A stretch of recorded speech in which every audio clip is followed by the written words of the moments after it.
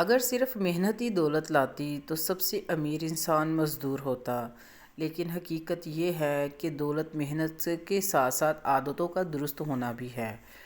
دنیا میں دو طرح کے لوگ ہوتے ہیں، ایک وہ جو سارا دن محنت کرتے ہیں اور دوسرے وہ جو اپنی عادتوں پر بھی محنت کرتے ہیں۔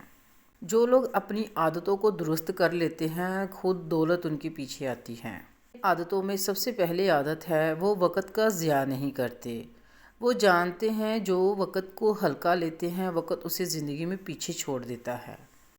دوسری عادت، وہ فضول خرچی نہیں کرتے۔ چھوٹی بچت بڑی دولت کی بنیاد بنتی ہے۔ تیسری عادت، وہ بولنے سے زیادہ سیکھتے ہیں، کیونکہ علم کے بغیر محنت صرف تھکن دیتی ہے، کامیابی نہیں۔ یاد رکھیں، دولت ایک دن میں نہیں آتی، لیکن غلط عادتیں انسان کو ایک دن میں غریب بنا دیتی ہیں۔ اس لیے کہا گیا ہے کہ اپنی عادتیں بدل لو، تمہاری تقدیر خود بدل جائے گی۔